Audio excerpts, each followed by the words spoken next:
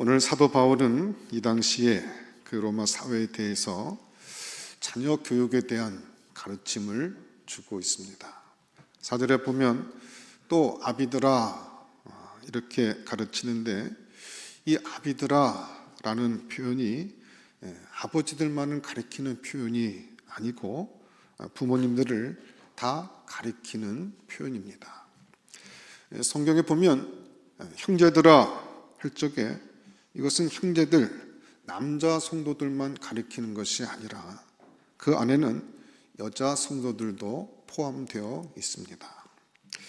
이 당시는 워낙 가부장적인 사회였기 때문에 그냥 아비들아 해서 그 엄마까지 포함을 시켰고, 형제들아 해서 여자까지 다 포함을 시켰던 것입니다. 그러므로 먼저 아비들아 이렇게 오늘 가르칠 때 이것은 아버지에 대해서만 주는 교훈이 아니라 아버지, 어머니 모두에게 주는 이 자녀 양육에 대한 교훈인 것을 알 수 있습니다. 이 교훈을 주는데 두 가지로 하고 있습니다. 첫째는 부정적으로 이것만큼은 꼭 하지 말라 이렇게 가르치고 있고, 더 나가서 그리고 또 적극적으로는 이렇게 가르쳐라 이렇게 두 가지 형태로 주어져 있습니다. 이 두 가지 중에서 어느 부분이 더 중요한가 이렇게 보면은 성경학자들의 주장이나 이 전체적인 문맥의 흐름을 가만히 살펴보면 처음에 이 부정적인 부분이 훨씬 더 중요하다는 것입니다. 오늘 이 부정적인 교훈은 어떻게 되어 있습니까? 너희 자녀를 노엽게 하지 말라. 자녀를 노엽게 하지 말라는 말의 의미가 무엇인가? 이것입니다. 이 말은 교육과 관련돼서 된 말이기 때문에 이런 뜻입니다. 자녀들이 아버지, 부모님의 훈계를 받아들일 수 있는 마음의 상태, 즉 분노가 차 있는 상태, 아버지의 말에 대해서 콧방귀 끼는 상태, 부모님의 그 교육에 대해서 수용성이 완전히 없어진 상태로 아이들을 만들지 말라라는 것입니다. 노여운 상태 가운데 있게 되면 어떤 훈계나 교양도 의미가 없다는 것입니다. 자녀들의 마음을 노여운 상태로 두지 말라는 것입니다. 자녀들이 아버지의 훈계를 받아들일 수 없는 분노한 마음의 상태는 어떤 상태입니까? 아버지, 부모님에 대한 거부감으로 꽉 차 있을 때, 그 다음에 부모님에 대한 반발심이 있을 때, 어떤 소외감이 있을 때, 그리고 그 다음에 뭡니까? 아버지하고 만나고 싶지도 않고, 어머니하고 대화하기가 싫어가지고 학교에서 그냥 돌아오면 그저 방문 꽉 잠그고 안에서 탁 채웁니다. 그리고는 대답도 안 하다가 하루 종일 있다가 어쩔 수 없이 화장실에 갈 때나 겨우 얼굴 삐끔이 보이는 그런 상태를 만들어 놓고서는 어떤 교양과 어떤 교훈과 훈계를 해도 의미가 없다는 것입니다. 그래서 제일 먼저 자녀 양육의 첫 번째 원리로 성경이 가르치고 있는 것은 아비들아, 너희 자녀를 노엽게 하지 말라는 것입니다. 이 말은 말하자면 자녀들의 마음의 밭이 아주 부드럽게 되도록 해서 부모의 교훈을 아멘, 아멘 하고 잘 받아들일 수 있는 그런 심리적 수용 상태를 먼저 잘 관계를 통해서 만들어 놓고 그 다음에 내용을 가르치라는 것입니다. 그러니까 우리 기독교 교육의 특징은 관계 중심적 교육이라고 할 수 있습니다. 어떤 지식이나 정보, 어떤 교훈, 내용을 전달하는 데 초점이 있지 않고 먼저 성경이 강조하고 있는 것은 단 하나를 들어가더라도 들어갈 수 있는 수용성, 관계를 먼저 만들어내는 것이, 이것이 기독교 교육의 바탕이라는 것입니다. 그래서 이것을 오늘 표현 속에서 노엽게 하지 말라라는 그런 의미인 것입니다. 그러면 언제 자녀들의 마음은 부모들에 대한 분노, 거부감, 반발심, 소외감으로 노여운 상태가 되어서 부모 말을 안 듣게 될까요? 어떤 부모들은 자녀들의 마음을 노엽게 만드는 부모에 해당될까요? 기독교 교육학자나 교육심리학자들의 글들을 보면 보통 4가지 정도로 정돈이 됩니다. 첫째는, 이런 부모는 자녀를 노엽게 한다고 그랬는데, 첫째는 일관성이 없는 부모입니다. 기분에 따라 즉흥적이고 감정에 따라 자녀를 훈계하는 부모입니다. 여러분, 우리가 직장 생활을 이렇게 해봐도요, 우리 직장 다니시는 분들은 잘 아시겠습니다만 위 상사가 아주 조속변이로 바뀌는 그런 사람이 있습니다. 똑같은 일을 해도 아침에 자기가 기분 좋게 만났을 때는 야, 참 일 잘한다 이렇게 칭찬해 놓고도, 똑같은 일을 오후에 하는 데는 기분 나쁘게 들어와서 무슨 일을 그따위로 하냐고 막 서류 막 집어 던지고 화를 내고 이러면 그 상사 밑에서 일할 의욕이 납니까? 안 납니다. 항상 생각하는 게, 무슨 생각하게 됩니까? 내가 이놈의 직장을 관두든지, 저 상사 밑에서 어떻게 떠나든지 해야지 이거 참 못 살겠다. 그런 사람 밑에서는 일하고 싶지 않은 것입니다. 그런데 내 부모가 그렇다고 생각해 보십시오. 부모가 너무 감정적입니다. 가르침이나 반응에 있어서 자녀들에 대한 그 태도의 반응을 함에 있어서 일관성이 없고 아주 감정적이고 자주 변화되는 즉각적인 반응을 보인다면 자녀는 어떻게 되겠습니까? 뭘 안심하고 할 수가 없습니다. 똑같은 일인데 어떤 때는 칭찬하고 어떤 때는 야단맞고 하니까 그 부모에 대한 신뢰가 없고 믿음이 안 생깁니다. 그래서 부모 눈치를 항상 보게 되고 부모의 표정을 자꾸 살피게 됩니다. 이런 아이들은 항상 불안하니까 무엇인가를 일관성 있게 차분하게 하지를 못합니다. 산만해지고 불안증에 시달리게 됩니다.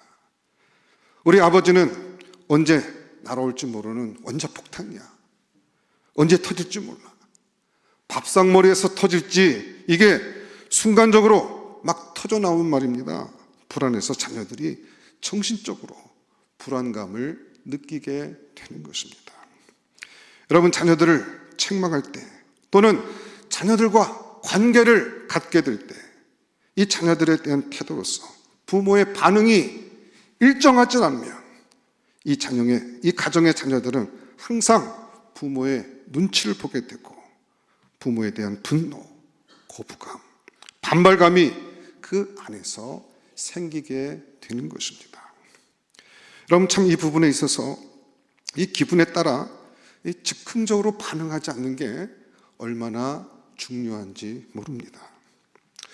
아버지가 어제 직장에서 안 좋은 일이 있었는지 아침부터 이 분노 게이지가 높아져가지고 화가 나고 짜증이 나 있습니다.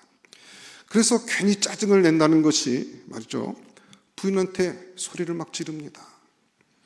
아니, 이거 양복도 안 내려놓고 구두도 안 닦아놓고 이게 뭐야 하고 막 소리를 지르고 밖으로 나갑니다. 그러면 아침 대바람부터 이 잔소리를 쏟아내니까 부인이 얼떨떨한 데다가 그 부인도 화가 나지 않겠습니까? 속이 상하죠. 냅다 아이 방에 들어가서 잠자고 있는 아이를 흔들어 깨웁니다. 야, 이놈아, 지금 시간이 몇 시인데 아직도 자고 있어. 학교에 가야지 하고 막 소리를 질러댑니다. 애는 잠자다가 따고 맞은 격입니다. 아니, 오늘 얘기가 왜 이래? 이래가지고 아주 화가 나 있으니까 세수만 이렇게 하고 있는데 밥 먹어! 엄마가 그러면 안 먹어! 하고서는 소리를 지르고 밖으로 나갑니다. 나가다가 괜히 잘 있는 강아지 한 대 발로 차고 나가요. 이 강아지는 난데없이 갑자기 두들겨 맞은 겁니다. 이 강아지가 신경 불안증이 생깁니다. 항상 물 준비를 하는 거예요. 뭔가 날아오면은 그냥 잽싸게 확 물어버려야지. 그래가지고 집안 분위기가 강아지 성격까지 다 바뀌게 됩니다. 이게 즉흥적이고 감정적으로 감정을 표현하는 부모 밑에서 자라는 자녀들의 문제인 것입니다. 근데 부모도 어떤 힘든 일을 만날 수가 있고 또 그 자녀들의 태도에 속이 상하고 답답하고 화가 울컥 치솟아오를 때가 왜 없겠습니까? 부모도 사람인데 그런 때가 왜 없겠습니까? 그런데 우리의 자녀가 어떤 참 답답한 행동이나 불쾌한 행동을 보였어도 그 좋지 않은 감정이 일어날 때도 그 감정을 사귀지 않은 상태에서 반응을 보이는 것은 자녀들에게 좋지 않다는 것입니다. 그래서 어떻게 되느냐? 아이들의 반응에 대해서 즉흥적이고 감정적인 반응을 하지 않고 그것을 잘 참아내고 또 그것을 삭을 때까지 기다리소. 그 후에 어떡할까를 깊이 생각해 놓고 그 좋은 아이디어가 생각이 떠오른 후에 그것을 가지고 그 아이에게 얘기하는 습관을 가져야 한다는 것입니다. 여러분, 근데 그게 쉬운 일입니까? 그렇게 하려고 하면 어떻게 해야 되겠습니까? 이건 아주 절제력이 탁월해야 되는데 이 절제력이 과연 어디서부터 올 수 있겠느냐 하는 것입니다. 그것은 바로 성령 충만의 열매인 것입니다. 성령의 열매는 사랑으로 시작해서 절제로 완성되어지는데 사랑이 안에 충만해지고 미움과 분노와 짜증 이런 것은 다 사라지고 긍휼히 여기는 마음과 사랑하는 마음이 꽉 생기고 그리고 절제를 가지고 접근해서 창조적이고 인격적인 반응을 할 적에 아이는 배우게 된다는 것입니다. 인간이 갖고 있는 덕성이 아니라 성령이 우리 안에 충만해질 때 그 성령 충만의 결과로서 우리는 그와 같은 절제력을 가질 수 있는 것입니다.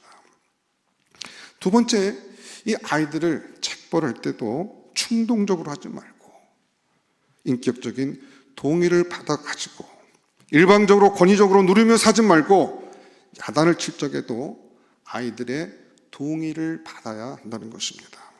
아이들이 뭐 잘못해가지고 때려줄 때가 있지 않겠습니까?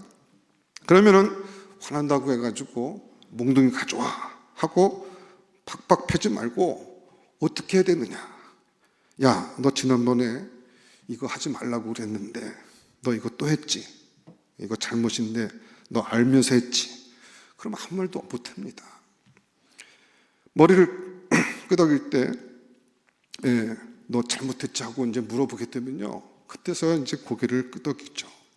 동의를 얻어낸 것입니다.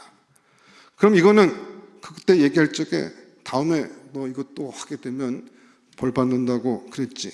그럼 아이가 고개를 또 끄덕입니다. 너 여기서 분명히 대가를 지불해야 돼. 매를 맞을래? 다음 달 용돈을 안 받을래? 이렇게 질문하면요. 아이가 곰곰이 생각하다가 뭐라고 대답할 거예요? 보통 매 맞을게요 라고 대답을 합니다. 이렇게 아이들이 선택을 합니다. 그럼 너 한번 양심껏 몇 대 맞아야 된다고 생각하냐? 말해봐. 얘가 이제 가만히 생각하면 처음에 뭐라고 대답할까요? 보통은 한 대요 이렇게 얘기를 합니다. 얘도 나름대로 고민을 한 거예요. 자기가 이거 얘기를 하게 되는데 이게 부모의 요구도 만족을 시켜야 되고 자신의 양심도 만족시켜야 되고 나름 생각해가지고 한대요 라고 이렇게 대답을 한 것입니다. 근데 야 어떻게 너 이걸 한대라고 할 수가 있냐? 너 양심이 있냐? 지난번에가 한대여서 이번엔 그 이상이었지. 다시 한번 말해봐. 양심적인 가슴에 손을 얹고 양심적으로 한번 생각하고 대답해봐. 그러면 아이가 고민을 하다가 뭐라고 대답할까요? 크게 생각해서 2대요. 얘기합니다. 그럼 부모가 뭐라고 대답해야 돼요? 야, 내가 보기엔 적어도 이거 3대 이상감이야. 그러나 네가 2대라고 그러니까 2대로 하자. 그럼 회초리 가져와. 네. 여러분, 성경은 자녀를 때리라고 그랬습니다. 그런데 이것은 어렸을 때 일이에요. 중학교 이상 되면 안 됩니다. 그때부터는 힘들어요. 그래서 어렸을 때 이게 많이 때려놔야 이 중학교 때부터는 말을 그냥 간단하게 해도 이게 말이 먹히게 됩니다. 이때 초달을 하지 않냐고. 이 어릴 때 잘 초달하는 그런 시간이 없게 되면 다음에는 말을 해도 아이들이 이렇게 그 음짓할 줄 몰라도 그 말이 잘 먹히지가 않게 됩니다. 그래서 나중에 그와 같은 초달을 하고 또 아이를 그렇게 양육하게 될 때 이게 어렸을 때 아이들을 잘 가르치고 훈련을 시키는 것이 얼마나 중요한 줄 모릅니다. 그런데 이 초달을 해야 되는데 성경은 자녀를 때리라고 했는데 초달을 할 때 뭐를 갖고 때리라고 했습니까? 회초리로 때리라고 성경은 기록하고 있습니다. 근데 이 회초리라는 개념이 뭐냐? 이것은 때림에 절제가 있는 것입니다. 때릴 때 혈관이나 신경이나 뼈가 부러지지 않게 하라는 것입니다.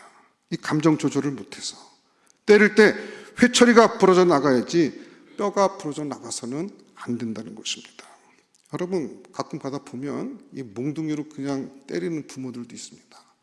그냥 손에 잡히는 대로 던지고 그냥 뭐 죽자 살자로 그런 경우가 있는데 절대로 그렇게 해서는 안 된다는 것입니다. 왜요? 아이들이 감정적으로 반발과 분노를 느끼기 때문에 그렇습니다. 자녀를 노엽게 하지 말아야 되는데 그와 같은 폭력을 사용하게 되면 자녀들 마음 가운데 상처를 줄 수 있다는 것입니다.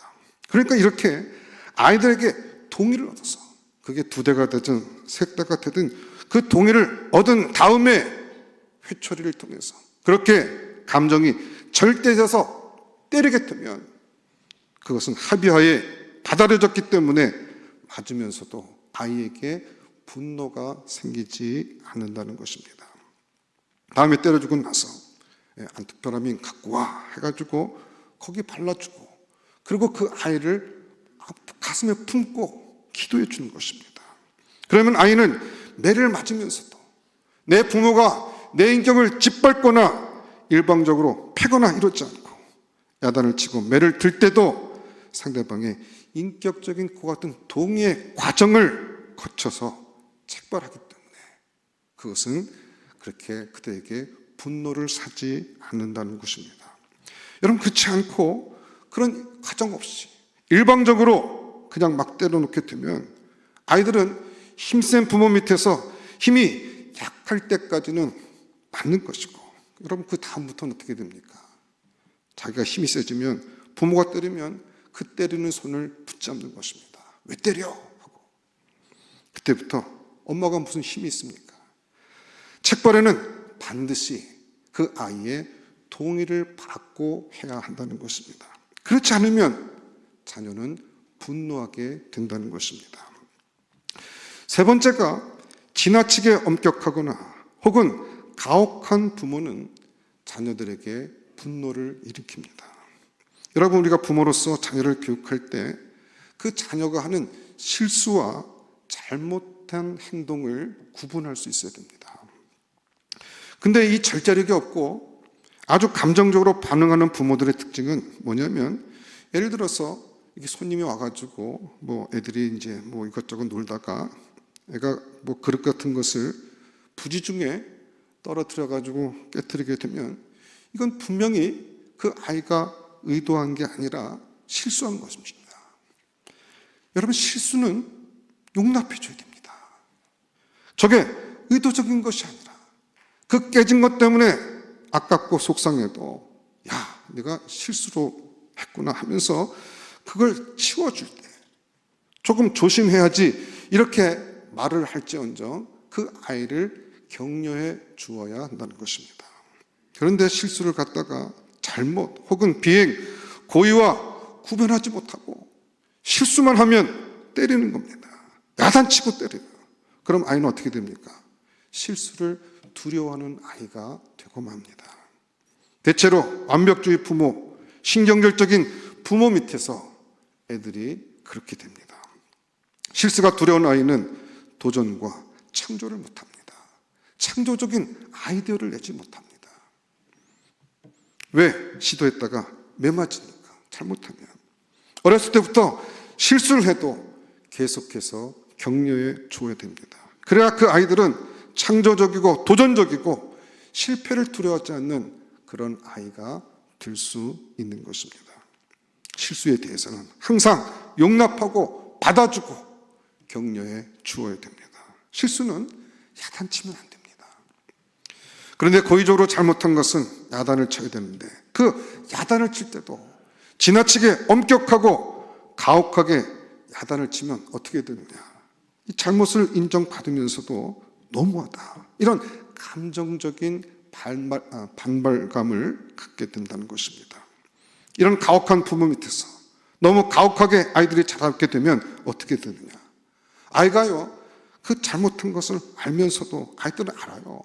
본인들이 잘못한 것을 압니다. 그렇지만 그 가혹한 형벌이 너무 무서워서 눈앞에서 끝까지 안 막기 위해서 지금 눈앞에 펼쳐진 그 상황을 묘면하기 위해서 거짓말하는 아이가 되고 만다는 것입니다. 계속 거짓말합니다. 나 안 그랬어요.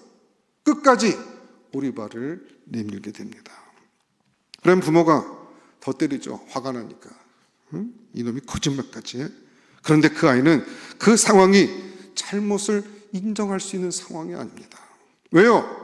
그 아이가 인정하면 지금 죽는 상황인데, 죽느냐 사느냐는 문제인데 무조건 살고 봐야 되지 않겠습니까? 인정하면 죽는데. 여러분, 가혹한 부모 밑에서는 자신의 잘못을 인정하지 않습니다. 그런 애들은 무책임하고 회피적인 인간으로 자랍니다. 그럼 이런 사람들이 학교 가고 직장 가게 되면요, 무슨 일 딱 맡겨놓게 되면 이게 잘할 땐 모르는데 이게 딱 실수했을 적에 보면 끝까지 오리발을 내밀게 됩니다. 그래서 부모가 지나치게 엄격하고 가혹하면은 자녀들이 자기 자신을 비굴하게 느끼고 죽고 싶고 부모에 대한 억압 속에서 공포와 분노가 동시에 형성되는데, 공포가 많을 적에는 무책임하고 회피적이고 도망가는 태도를 취하고요, 분노가 많을 적에는 대듭니다. 그래가지고 가출을 하게 되고 이런저런 일들이 집안에 생기게 됩니다.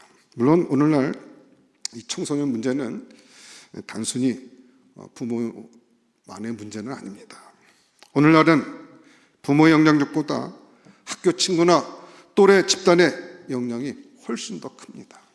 그래서 부모가 바르게 하고 애를 쓰는데도 이 또래 집단의 영향력을 막아내지 못해가지고 삐뚤어지고 가출하는 경우가 많이 있습니다.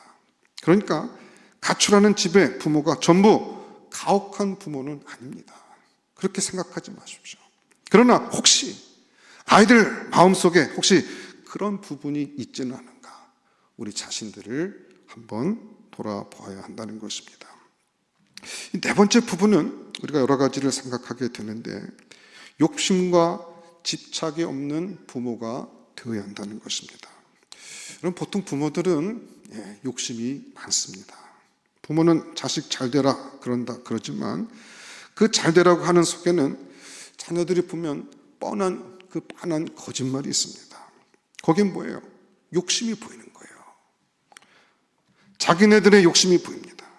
왜 공부 잘해야지? 돈 많이 벌어서 성공하고 출세하고 명예 있고 자식 잘 두었다는 소리 듣고 싶은 그 부모의 욕심이 딱 보이니까 여러분, 그 아이들이 다 압니다.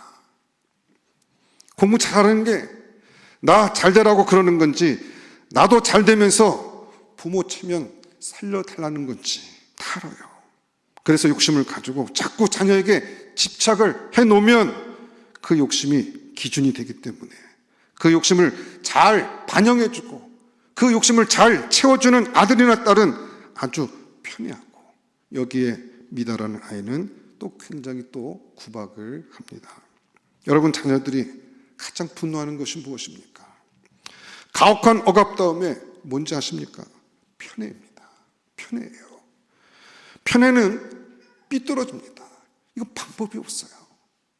아주 그냥 가혹한 그런 억압 다음으로 아이들에게 분노를 유발케 하는 거, 편애라는 것입니다. 이 편애는 정말 다른 답이 없고, 부모가 자녀에게 절대로 상처 주지 말아야 될 부분이 바로 자녀에게 그와 같은 분노 유발을 해서는 안 된다는 것입니다.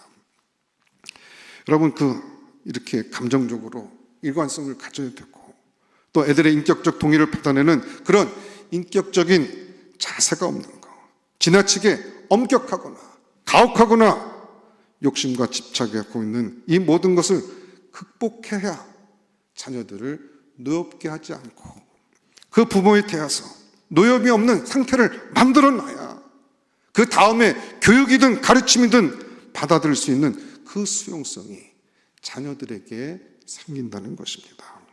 결국은 가르침을 주기 전에 먼저 받아들일 수 있는 그 교육적인 구조, 수용성을 그 자녀들 마음 깊은 곳에 만들어내야 하는데, 이게 아주 중요하다는 것입니다. 여러분, 이거 어떻게 일어나는 것입니까? 이 모든 것 극복하는 길을 성경은 말씀하고 있습니다. 성령 충만해야 된다.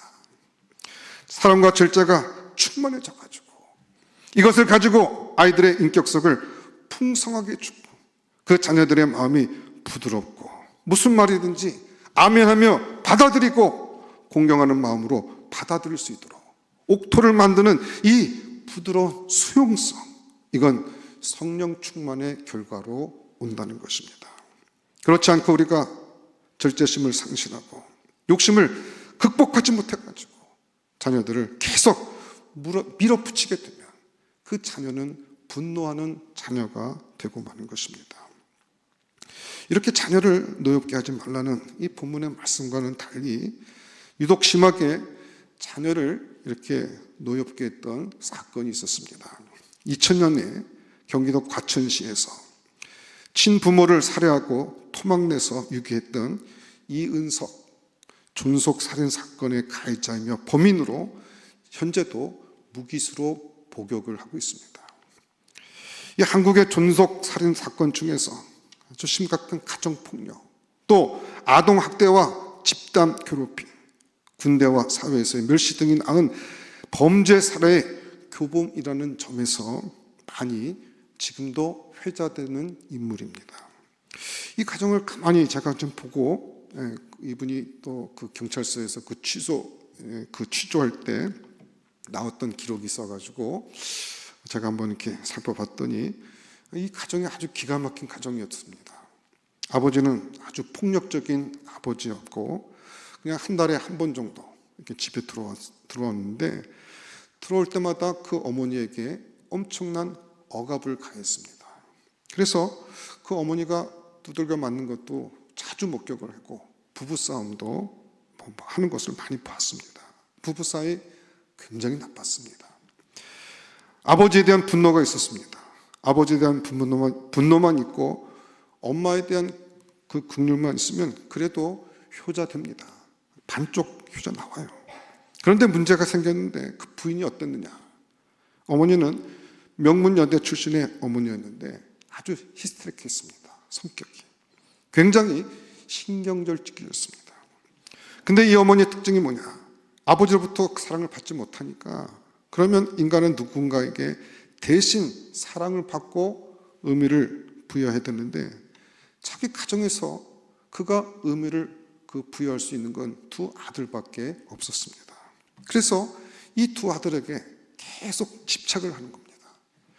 집착을 한데다가 이 자녀가 잘 돼서 좋은 대학 가고 성공하고 그런 걸 통해서 내가 좀 괜찮다 하는 것을 친구들에게 인정받고 싶고, 그 욕망을 극복하지 못하는 아주 욕심 많고 거기에 히스테리컬한 그런 어머니가 된 것입니다. 그러면서 두 아들을 키우는데 첫 아들은 공부를 잘하고 어머니의 기대를 충족시켰습니다. 그래서 서울대학을 갔다고 합니다. 근데 둘째 아들은 서울대학을 못 간 거예요. 그래가지고 이 둘째 아들을 향해서 계속해서 구박을 했습니다. 이 조서 내용을 보니까 물론 이제 이게 인격 파탄자가 했던 말이고 이거 어디까지 믿을 수 있는지는 잘 모르겠습니다만 이런 글들이 있더라고요. 이 아이가 하는 말이 형과 나를 그렇게 엄마가 차별했다는 것입니다. 형보다 나를 훨씬 더 많이 구박했고 그 다음에 예를 드는데 자기는 20 몇 개월 그 군 생활을 했는데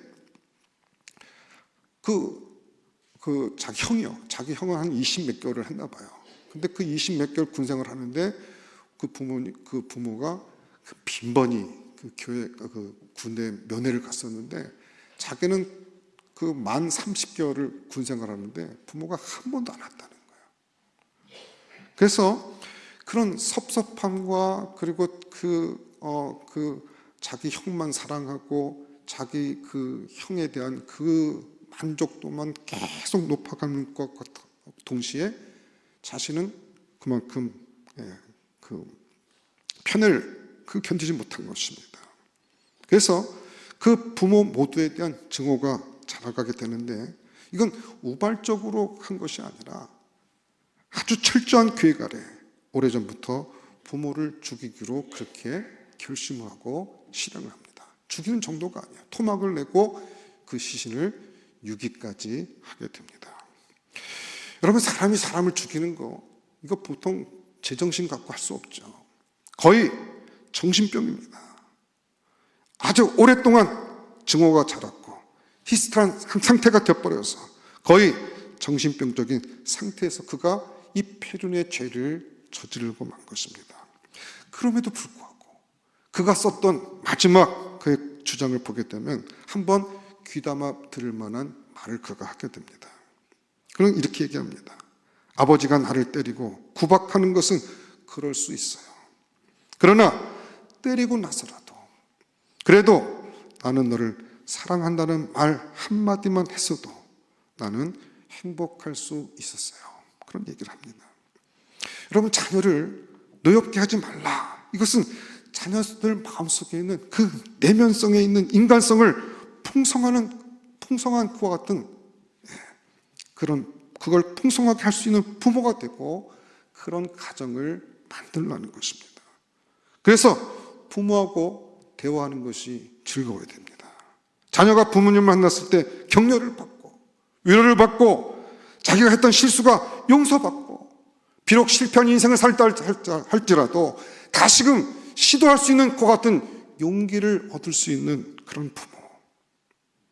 그래서 부모를 만나는 것이 이 세상에 누구를 만나는 것보다 즐겁고 어느 친구보다도 진정한 내 인생에 나를 돕는 자라고 하는 그런 확신을 갖게 될 때 부모와 자식 간에 있는 그 교육의 기초가 놓여진다는 것입니다. 오늘 본문에 보면 그 다음에 하는 적극적인 얘기가 뭡니까? 그것은 노엽게 하지 말고 그 다음에 적극적으로 무엇을 할 것을 말씀하고 있습니까? 그 기초를 확보한 후에 교훈과 훈계. 여러분, 교훈은 행위로 하는 가르침이고 또 모범이죠. 그 다음에 훈계는 말로 하는 가르침입니다. 행실과 말로 양육하라. 그래야 그 자녀가 제대로 할 수 있다. 이렇게 말씀하고 있는 것입니다. 여러분, 우리가 자녀들을 훈계할 때 자꾸 이렇게 노라고 많이 말을 하게 됩니다. 대안 없이 자꾸 금지어 명령만 계속하게 되면 아주 부모는 억압하는 분으로 느껴지게 되고 더군다나 거기다가 주님 이렇게 말씀했지 않니? 계속 예수님 갖다 대면 예수님도 억압자가 됩니다. 기독교가 뭐가 됩니까? 비참한 기독교예요. 짓누르고 짓밟고 아무것도 못하게 하는 종교. 금지 명령만 계속 있고 성경만 펼치면 하지 말라는 거 1, 2, 3, 4, 5, 6, 7 쭉 나오는 그런 숨막히는 책이 성경책이 되고 숨막히는 종교가 기독교가 됩니다. 비참하게 만드는 종교. 여러분, 그게 맞습니까? 그렇지 않아요. 그러니까 기독교를 매력적인 종교로 만들어줘야 됩니다. 아버지가 갖고 있는 신앙과 삶의 기준이 너무나도 매력적이라서 나도 저런 매력적인 삶을 한번 살아봐야 돼. 그걸 자녀들 가운데 심어줄 수 있고, 그와 같은 하나님이 주신 그와 같은 은혜와 평강과 주님이 주신 그와 같은 은혜들을 자녀들에게 그것을 유산으로 줄 수 있는 믿음의 삶을 살아야 된다는 것입니다. 여러분, 매력 있는 그런 부모가 된다는 것은 어떤 삶일까요? 좀 가만히 생각해 보면 이 교육의 목적과도 마찬가지인데 재미와 의미가 함께 있는 삶입니다. 여러분, 의미만 있고 재미가 없으면요 아주 딱딱해지죠. 또 재미만 있고 의미가 없으면 그건 뭐 코미디 집안이죠. 그런데 재미도 있는데 끝나고 나면 남는 여운이 있고 의미가 잠잠하게 새겨져서 삶에 영향을 줄 때 그 부모와 자식 간의 그 대화를 의미와 재미가 있게 해야 자녀들이 자꾸 아버지 앞에 가서 빙빙 돌고 얘기하려고 하고, 그리고 재미나고 즐거워할 수 있는 그런 관계가 되지 않겠습니까? 여러분, 이 따뜻한 기억이 어렸을 때 있어야 커서서 어른이 됐어도 아버지한테 따뜻하게 다가온다는 것입니다. 그래서 자식과 좋은 추억을 만드는 것을 여러분 굉장히 노력하셔야 됩니다. 아버지 생각하면 딱 떠오르는 이미지가 누르고 억압하는 이미지가 아니라 아주 친밀하던 의미와 재미를 함께 나눌 수 있는 그런 존재로서 부모 자식 간의 그와 같은 관계가 형성되고, 그 관계를 통해서 놓여오지 않는 그런 관계가 돼야 그 다음에 그게 교육이든 혹은 가르침이든 그 어떤 것들도 가능해진다고 우리에게 말씀하고 있는 것입니다. 여러분, 가정에 이와 같은 은혜가 있어서 저들의 자녀들이 참 이렇게 아름답게 자라갈 수 있도록 하나님께서 은혜를 주시는 그런 부모 자식 간의 관계, 그런 복된 가정들 될 수 있기를 주의 이름으로 축원합니다. 기도하겠습니다. 하나님, 감사합니다. 오늘 부모들아, 너희 자녀를 노엽게 하지 말고 주의 교훈과 훈계로 양육하라는 말씀을 깊이 살펴볼 수 있도록 은혜 주셔서 감사합니다. 우리가 절제할 수 있도록 도와주시고, 분노와 짜증과 우리 마음속에 있는 절제하지 못하는 감정보다는 주님이 주시는 사랑으로 충만케 해주시고, 우리들의 자녀를 격려하고 다시 일으킬 수 있는 그와 같은 부모 역할들을 잘 감당할 수 있는 믿음의 종들 될 수 있도록 은혜 허락하여 주시옵소서. 우리들 가정 가운데 하나님의 다스림과 하나님의 은혜와 하나님의 이와 같은 놀라운 축복들이 넘쳐나는 복된 가정들 되게 하여 주시옵소서. 모든 것 감사하고 예수님 이름으로 기도드렸사옵나이다. 아멘.